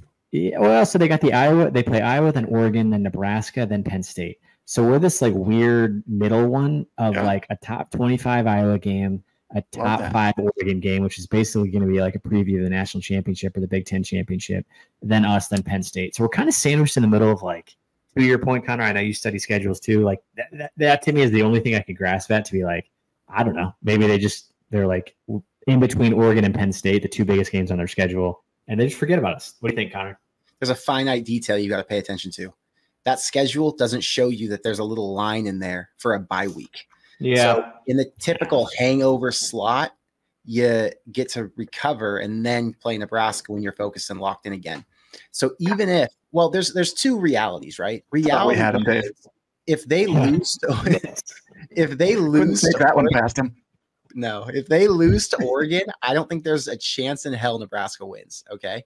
But if they beat Oregon, I think there is a slim chance that Nebraska could catch them off guard, because then you've got that hangover moment. Maybe they didn't get out of their system after the Oregon game and Nebraska comes out firing. But, you know, I look back to the Michigan game last season and the defense was so overmatched. I mean, the Michigan offense just steamrolled them repeatedly. And I know that the defense got better by the end of the season, but man, it was disheartening to watch. And it does not give me much confidence when you go to play another offense that's going to be similar. They won't have the offensive line that Michigan had. There's no way in hell. But they will have the skill talent, the quarterback talent, and they're going to have a defense that can stop Nebraska to some degree. So I'm hoping for something exciting. I'm hoping this is a game we can actually watch and that we don't have to turn off. But, you know, playing teams like Ohio State and Michigan that are competing for like legitimate national championship contenders, like a top 3 team in the country, I think that just, you know, it's hard for me to get confident. Yeah, it's a different class. What do you got, Andrew? We can move on to the next one. Okay, sounds good. Nothing more. All right. So this is great. It's the most talented team of all time. I mean, come on. I think the whole schedule is super interesting the way that it shapes up. So we've kind of went through those first 7. Everybody feels good about those first 7 in some fashion of a 7-0, 6-1, 5-2 fashion, right? It's a loss to Ohio State. So now you're sitting at, you know, somewhere in that 2 to 3 loss range, which you're at this point, this late in the season, you're knocking on the door of the playoff with 1 to 2 losses at this point, this late in the season, with 4 to 5 games left. And where there's potentially 4 to 5 ranked teams left that we can play till I play our way into it. But regardless, you're hoping we're playing exciting. We haven't played exciting, like meaningful football in October in God knows how long. So that to me is like what I kind of hang on to, is like, if we can make it to this game and this is an exciting one, it'd be great. UCLA is interesting to me, and this is in your hood, Connor, so I'm curious to hear your direct thoughts. But just any of these teams that have had these crazy off seasons, and any first-year head coach that you're just like, all right, Rhule, you're in year 2. You got to be able to have like the roster put together to be able to be a team that just had this crazy, like the fact that you lost Chip Kelly, who went from a head coach of UCLA down to become the offensive coordinator of Ohio State. In February, by the way. In February, they kind of scrambled. They looked to the right, they looked to the left. They picked up Deshaun Foster, who's never been a coordinator in his life. He's never been an offensive or defensive coordinator. He's a running backs coach there. The players like him. That's great. That doesn't mean you're going to be a great coach. But they've got a ton of talent on the team. You know, the FPI's got us at 54%. The odds are at -7. And then from a Nebraska standpoint, we beat them in that Foster Farms game in 2015, and then lost 2 in a row, which I totally forgot about, in 13 and 12. Those were nasty games, but I mean, Connor, you're closest to it. Oh, last thing I'm going to touch on this, and then we'll, again, as I watch the schedules, this is another super interesting schedule game from a UCLA standpoint. So UCLA, insane schedule. They play LSU, then Oregon, then Penn State. After that, they've got Minnesota, Rutgers, and then Nebraska. This could be a 3 to 4 loss UCLA team heading into playing Nebraska. Like, I think they lose probably the LSU, Oregon, Penn State game, probably Minnesota. That's 4, maybe Rutgers 5. Like, are they going to be on a 5-game losing streak heading into to play us? That to me is like kind of an interesting component of this. But sorry, Connor, to you, because you're in LA, you probably pay a lot closer attention to LA than we do. That's really tough going into a game against a team who is so bad because the expectations are so low, right? So if they come in off a Rutgers loss, or they come in after a 4-game losing streak, whatever it is, it's going to be hard to get excited for it because you have this team who's not that good coming. I don't know what the crowd environment is going to be like, because Nebraska at this point would likely be ranked in the top 25. We're thinking a 2-loss team, right? So I think, what would we say, 6-2 at this point? Where's the energy and where's the motivation? This is kind of a game where you could slip up. Here's the problem with UCLA. They can be a matchup nightmare for Nebraska if they don't get the defensive secondary fixed, because they have a bunch of good receivers. They got a transfer from Notre Dame. Can't remember his name off the top of my head. They have Logan Loya returning, J. Michael Sturdivant. They have Ethan Garbers, who was a superstar quarterback in SoCal, who went to Cal and then transferred to UCLA. So they've got multiple players who can get it done on offense. And I think their defense is the biggest question mark now because they lost Anton Lynn to USC. They lost a bunch of starters and guys to the NFL, either the portal or the NFL. And now, what's that rebuild going to look like? I don't think UCLA is good enough to match up with Nebraska, but in a letdown spot, let's say, or if Nebraska is depleted after an Ohio State game and they gave it their all, maybe they can make it interesting. I feel really good in saying this is going to be a Nebraska win, but it could be the last Nebraska win of the season. So they better go out and win this one to make sure they either secure bowl victory or just get in a higher bowl position. And since you're out in LA, you've got probably a better pulse on this. How do UCLA and USC feel about being a part of the Big Ten? I mean, I'm also looking at this. They got to travel to Rutgers. It's so funny. That's a crazy game. They got to travel to Penn State. Their entire travel schedule. Look at how they open with at Hawaii, then they go at LSU as their non-conference games. There's got to be some sort of jet lag factor in this schedule, right? You would think at Rutgers, then come home and then go to Nebraska. I mean, that's serious travel. At LSU, at Penn State, you're going across the country so many freaking games. A Hawaii flight, even at Washington's a few hours away. Hawaii's 5.5 hours. So every game they've got is kind of a mission, every travel game at least. The only one that's not a big deal is Washington because Washington's an 1.5-hour flight, right? But every other travel game on that schedule is across the country. So, yeah, I don't know. If you're a UCLA fan, how many games are you traveling to? Then again, I wanted to say there aren't any UCLA fans. My sister went to UCLA. I've got a bunch of friends who went to UCLA. I don't know a single US or UCLA football fan. I know a lot of former UCLA football players, but not UCLA fans. Okay. So the pulse from the UCLA side is non-existent. USC fans are extremely excited to join the Big Ten. They think they're more historic rivalries and matchups, and you can get into better football where people are more excited because USC was the anomaly in the Pac-12. There weren't any diehard fan bases like USC's fan base, and USC's fan base at its peak will rival some of the best ones in the Big Ten. They're not Nebraska, but they're up there, and they're excited about going to games, at least big bowl games, and winning national championships when things are hot. So I think generally USC fans are really excited to see what the Big Ten holds. And I think they're just ready for a change of pace. Yep. Andrew, what do you think of UCLA? I think it's a little bit of a scary game. Like Connor was saying, I think that their recruiting, like this is not like the rest of these other games that have been kind of like quote unquote toss ups. Like I just see a little bit of a talent gap that Nebraska can kind of like, if we're properly coached, we can rely on that. UCLA's talent is on par with ours. You know, I think they had a couple of key transfers. I think they lost something like, it was 8 starters from their defense, and they lost their D coordinator to USC. So I think they're in a little bit too much of a transition. The only other thing I would say that gives me a little bit of pause is that I don't like that we get them later in the year. I would like to get them a little bit earlier in their kind of transition year before they have a chance to be figuring things out.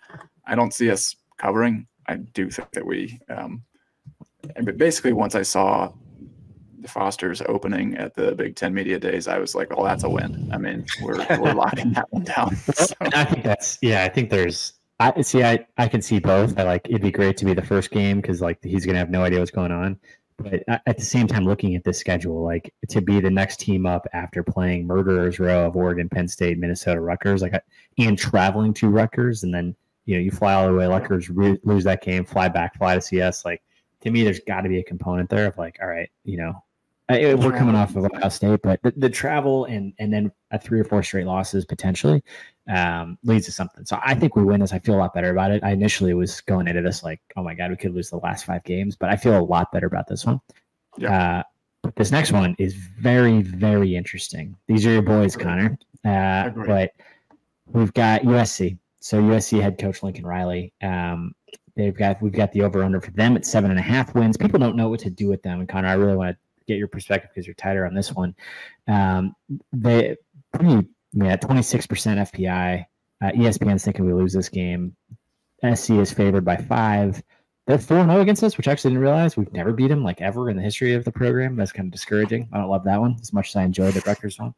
And these are I put the college game day one on here because these are some of these are some of my favorite games we've played in the last like 10 years that are like so hyped. Like the college game day game in 2007 was unbelievable. Like the hype was unbelievable. It was through the roof. Like we sold out game day with the biggest crowd in history, and they beat us like crazy, 49-31.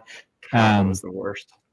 Just a mess. So before I pass to you, Connor, I'm sure you'll know a lot about it. Again, schedule watching for them, man, they got a crazy schedule.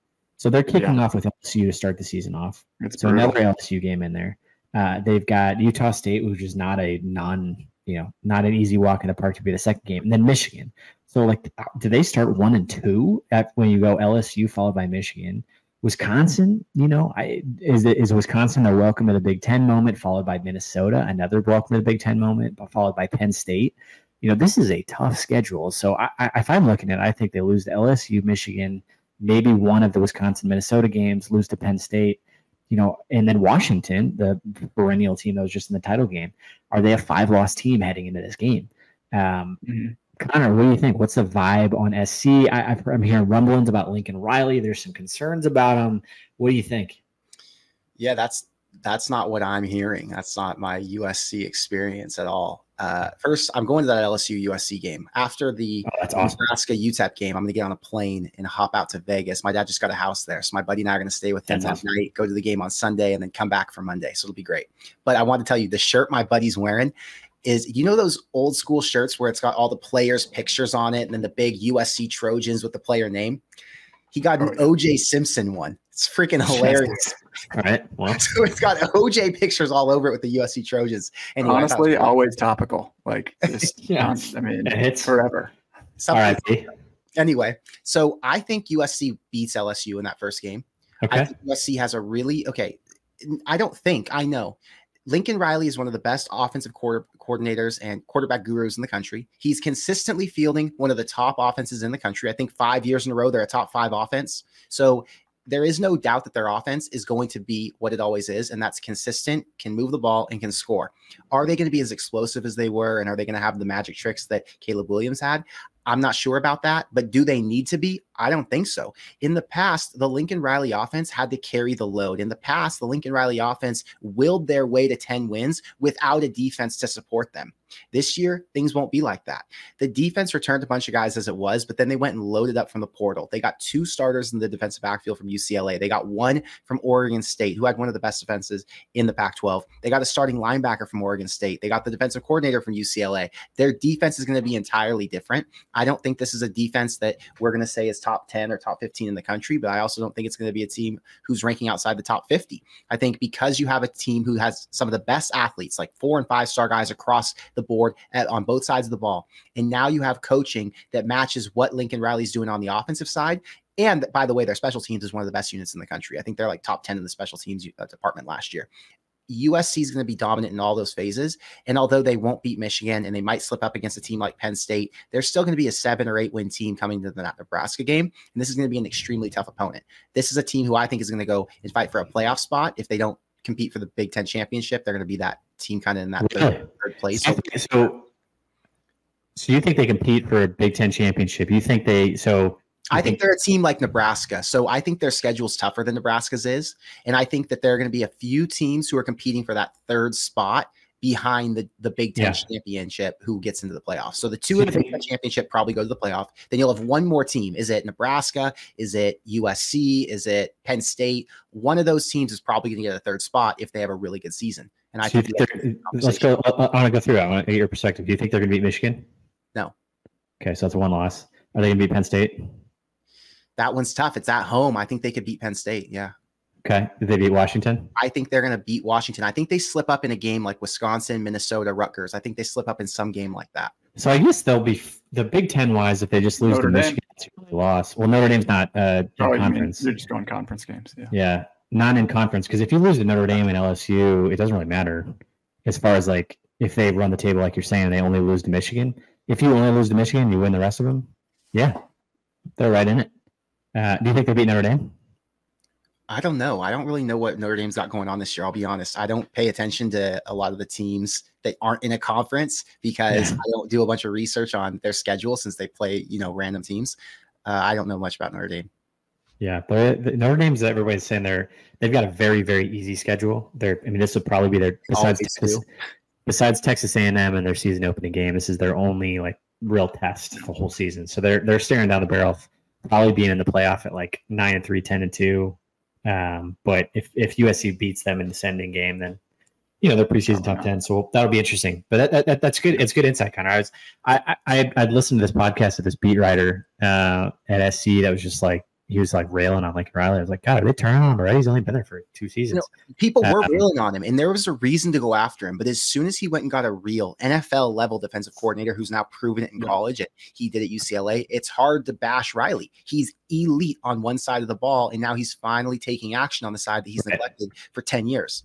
Is that mostly what he's taking heat for? Is just having a people are pissed off because he wouldn't take action. He wouldn't fire his buddy is how people felt. They felt like you're taking this Grinch guy all around with you, and he has underperformed the entire time. Not only has he held you back, but he's held your entire defense back. So you're not developing all these guys you're recruiting. You're doing them a disservice. You're screwing over your offense, and the top playmakers who are all going to the NFL, they're not getting to win the games they should because they don't have a defense who can match their output. Not even match. They can't put up half the effort. The offense was doing 80% of the work compared to the 20% the defense was doing. So it was just disgraceful, and it wasn't matching what USC is known for. USC was a defensive powerhouse. When I was growing up, you had massive names. Ray Malaluga, Brian Cushing, Taylor Mays. You had these superstars who were so good. It didn't matter what their offense did. But then when their offense came in and looked like a Lincoln Riley offense, USC was winning back-to-back national championships. So everyone saw what Riley's vision was, but Riley didn't understand that he needed to step up his game on the defensive side of the ball. Yep. Anna, what do you think of these guys? Upset special, baby. This is one game. Like, I've got us slipping up against Rutgers. I've got us in a real tight kind of back and forth to UCLA. I think this is like, there's just something about this game that it's a ridiculous call for me to say that we're going to beat USC because we are not exactly built with the personnel to beat USC. However, their weaknesses last year are still a little bit weak this year. Their offensive line, they were not good last year. They had a good quarterback who would scramble for his life and figure things out. But they have a question mark at quarterback this year. I mean, I think they know who their quarterback is, but that's got to be a statistical drop-off from the number 1 overall pick. Secondly, their defense was in shambles. And I know they've got a real D coordinator, and I know that he's going to be good. I don't know how good it will be within the first year. I mean, granted, Tony White made us quite a bit better in year 1. So, like, it's absolutely possible, and I will eat my words. But they are the 62nd ranked rushing defense among Power 5 teams and 64th ranked passing defense amongst Power 5 teams. That's out of 70. They were atrocious. The way that we beat teams last year, I don't know. We needed to be playing a bad defense. We might be playing a bad defense. We needed a D-line that could dominate an O-line. We've got a D-line that can maybe stick it to their O-line. I think those would be the keys that I could see. This could be the upset of the year for us. This could be like the turning of the tide for Matt Rhule, like the oh shit, we're back. Like, yep, I agree. I 100% agree with you. So this is an upset spot because USC failed to produce against teams like Nebraska. When I say that, it's the defensive side of the ball. Notre Dame last year completely shut their offense down.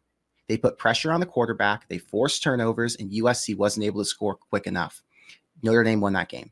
UCLA, same exact thing. I was looking at a couple other games they played in that were very similar. I can't remember which ones they were, but regardless, I think Nebraska matches up so well on defense that they beat USC in this game, and it's going to be a massive upset because USC is not only going to be ranked in the top 20, but it's going to put Nebraska in position to actually make noise with a Wisconsin or Iowa win and get into if they don't make the playoff, get into a really good bowl. So good. They are 96th in returning production on offense, USC. 96. So, I mean, there's a little hope there that there's just a little too much to replace, but they did very well in the transfer portal.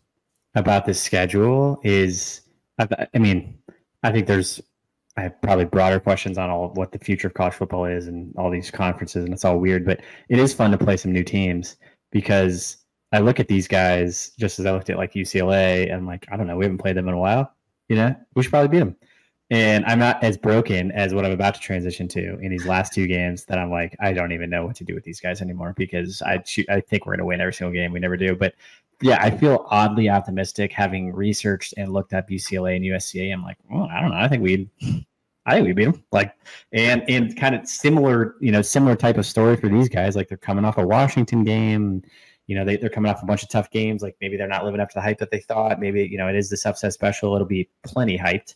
It's going to be a super fun game. So that'll be a fun one.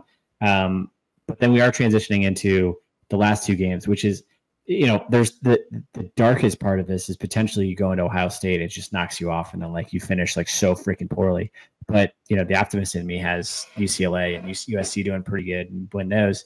So Wisconsin's an interesting one. Luke Fickell in his second season, obviously he was a guy that everybody was hoping to get at Nebraska at one point. I think we're all pretty pleased that we've got Rhule at this point.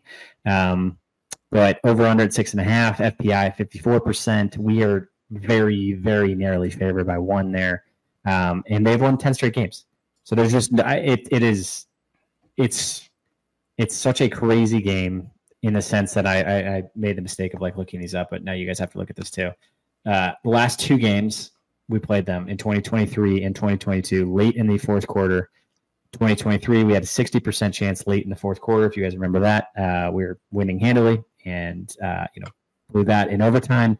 2022, we had an 84% chance to win that game and then blew that game. So just like diabolical, like meltdown losses against these guys the last 2 years, which they're close. We're not getting blown out like we were 5-6 years ago when they were just like, running all over us with every single player that they've ever had. So it is getting closer. Their schedule, again, to schedule watch, is very interesting. Very same thing. Like it's crazy how like I love this new Big Ten because there are so many good teams in it. You look at Wisconsin's schedule. I mean, they've got Alabama, they've got USC, they're playing Rutgers, they're playing Penn State, Iowa, Oregon, then Nebraska. So they could theoretically lose 3 straight games heading into our game again. So you lose to Penn State, lose to Iowa, you lose to Oregon. Yeah. Are they staring down the barrel of a 3-game losing streak? What kind of mental headspace are they in going into that game? I do think so. I'm sitting at like I'm drinking so much Kool-Aid right now. I'm sitting at 9-1 going into this home. But I am so broken by these guys that I'm like, can we beat Wisconsin? I have no idea. I haven't seen it since 2012. I was at the Big Ten championship when we just got absolutely railroaded. I have never recovered. So you guys might have to pick me up on this one because I'm like, we should win this. Dude. They could lose 3 straight. They're not that good. They got Longo out there as their offensive coordinator. I don't think Tyler Van Dyke's very good. Their quarterback. They lost Braylon Allen. It's set up in a way that I'm like, we should beat these guys, but they have destroyed me. No, you should have hope. That 3-game streak before Nebraska is so brutal, especially coming down to the end of the year. So you're already banged up going into the end of the year. Then you play the 3 hardest, not even the 3 hardest, because you've got Bama and USC at the beginning. So you play 3 of your 5 toughest games at the very end, right before you take a road trip to Nebraska. The last time they played on the road in Nebraska, they barely squeezed it out, and they only did it because Nebraska's defense couldn't stop them at the very end, and the offense just wasn't that productive because they were playing with a quarterback who was banged up. Last year, they were in position to win the entire game and then just crumbled at the very end. If Nebraska would have had an offense, they would have won that one too. So they didn't have any offense production, I don't think, after halftime. So if you're looking at this, what's going to be different at Wisconsin? Their receiver room looks pretty much the same. Their running back room looks the same. Everything on offense outside of Tyler Van Dyke is the exact same. Can Nebraska stop that offense? Enough to where they're going to hold them to 21, in my opinion. Can Nebraska score on their D? Their D returns a lot of guys. I think they returned 7 or 8 starters. But was that D enough to start or to stop a 3rd-string QB last year? No. I think that Raiola or Harburg is going to have a better output than what Chubba Purdy did. And I don't think Nebraska's offense is going to stall out the same way it did, especially at home. So although this will be a totally different environment if we're passing the ball and it's going to be a cold weather game, I feel really confident in Nebraska finally bouncing back here. A lot more confident in this game than I am against USC or Iowa. So if there was going to be one game I think they won out of these last 3, this would be the one. I love hearing that. I mean, I'm encouraged. I really like that they've gone away from their core. I think Fickell's trying to do a lot of stuff that Wisconsin isn't normally used to. I think the Longo hire is one that people are excited about. I'm like, it's not Wisconsin's good at. They're not good at throwing the ball around. They're not good. Like, this is not Wisconsin football. And I'm hoping this is their Callahan moment, that it's like he's just trying to do too many things. But it's like I cannot believe we didn't beat him last year or the year before. But Andrew, what do you got for these guys? Yeah, I mean, this is just such a tough game because like they weren't elite on offense or anything, but they do return a good amount. They were good on defense, but they return a lot, and they did pretty well in the transfer portal as well. They've got some stars coming back on defense. Like they're probably going to end up being a top 25 defense. I just something about this game tells me our offense is going to falter a little bit. I mean, they're going back to their like Wisconsin roots on defense and stuff. They're going to be just solid. I don't know that we're going to be able to run the ball on them. This one feels like a head scratcher, kind of like a God dang it, we just beat USC because we're going to do that. Yeah. And then you come into this one and you're like, what happened? They just Big Ten'd us to death. They just brought us back to the Big Ten West days, and they just I don't know what happened. We lost 14-12. How'd that happen? Yeah, so it's the way it's been the last 5 years. It's just been these like kind of meltdowns at the end, and it'll just be interesting because this is not a Wisconsin team of old. This is a tough schedule. I mean, to have Alabama, USC, Penn State, Iowa, and Oregon on that schedule, like, are they trying to get to a bowl game? What kind of headspace are they in going into this game because of that? And is Fickle like on the hot seat because of it? So that'll be super interesting if we are truly in this like knocking on the door of the playoff position, or if we're whatever we are heading into this game playing at home. I mean, come on. Last 5-6 senior night against Scotty. I mean, you would hope that they're going to be up for this one. Hopefully the boys are dialed. Last game of the year. We've made it all the way to the end. Again, another team that has absolutely broken me, but it's like if there's a year to turn it around, this is the one, right? So we got Iowa to finish the game off. Kirk Ferentz is in his 1,000th year. They were 10-4 last year. They're over under 7.5. They're definitely going to win more than that because that's just what they do. They always win 8 games. Vegas has them as +3. It's close every freaking game. They've won 9 of the last 11. Every single time it's decided by 1 touchdown. You've got here, they haven't had a QB over 60%. Makes sense. I'm showing you this real quick just because I was like, again, as I was going through these win probabilities, another game, we were dominating the entire game. Like you were at this game, Andrew. Like I don't know how we lost this game. Just an unthinkable Purdy interception at the end to lose. I never want to have the feeling that was in that stadium for the rest of my life at the end of the game. Just atrocious. It was like witnessing a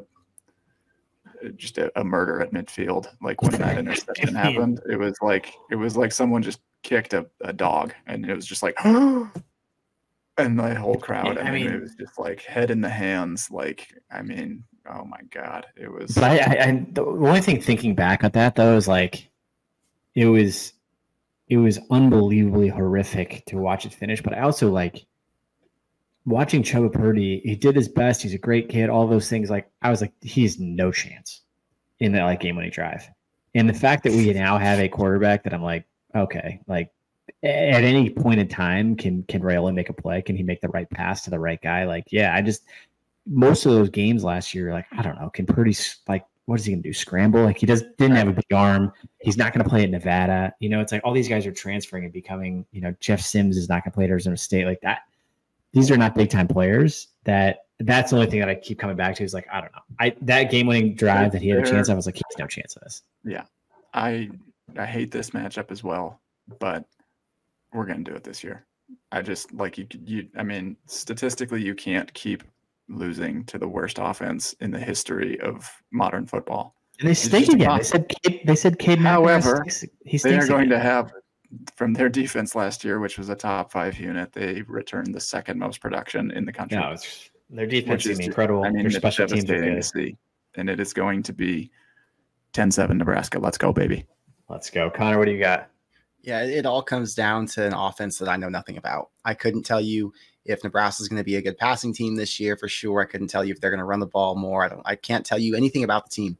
So it's really hard for me in a game where everything's going to be about how Nebraska's offense plays to make a prediction based on an offense that I know absolutely nothing about.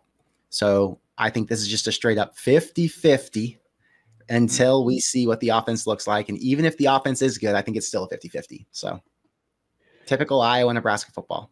Yeah, it will be super fun if we're actually in a fun position to like in this game is very meaningful. Like that to me is like the biggest thing for the season is as we make it. So now we're through 12 games. What's your Connor? Are you at 9-3? Is that where you're at? Yeah. Well, wait. I said Ohio State, Purdue were both losses. I don't think I had a loss after that. So I'm at 9-2 going into this game. Yeah, I mean, give me back on these. I just hate talking about Wisconsin and Iowa so much, but like I'm sitting somewhere between 9 and 10. I've talked myself into 10 wins of like, I don't know. Maybe we can like beat these guys. We're but at 10 now. Well, this is going to be the game. This is going to be the game that tells you if they can get to 10, right? So I think we're in a spot where this is win number 10. Win this game, you're a potential playoff contender. But even if you're not a playoff contender, you're going to be in a really big bowl game. So either way, this is an extremely meaningful game for either team. And for Nebraska fans, anything above 7 is meaningful because we're just like, holy shit. If they can win more games, it's going to boost up our recruiting. Imagine Nebraska beats Iowa, is 10-2, and goes to whatever bowl, even though it's not a I can playoff spot. imagine. You've now got guys you want. like Michael Terry and David Sanders potentially either flipping or committing to Nebraska. Yeah, I just think we're going to lose one of these last two because we just can't have nice things and we can't possibly get one, but we're going to win one of them. So it's but all these other games, they're all in that category besides Ohio State of like, we're in it. I don't know. It's exciting. Just say it. What's I was looking at this a little bit. Did you put this in here? Yeah. So it's just an interesting, like, different way of what's he got us at? What you just showed. It's basically like their version of the FPI. Basically got us around that 8-9 win area as well. Not as high on our offense though. Having an objective person tell me we're going to win 8 games is just so fantastic.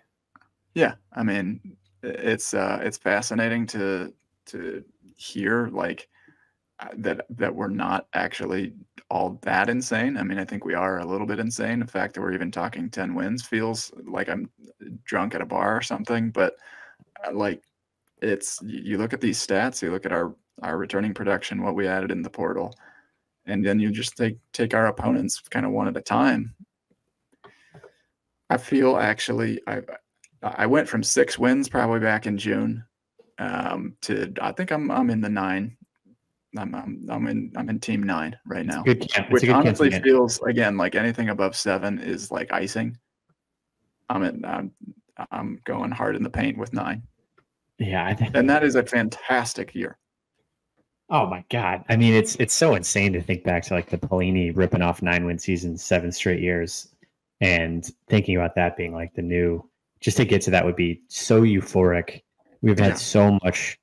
Well, it's also just how you get there. Like if 9-3 with wins over Iowa and USC is like, that means you're dropping some other tough games. But like if we're finally beating these teams that we're like, we've been there. We've just been there. Like that to me represents like. I think we're gonna have like a. That's the next step.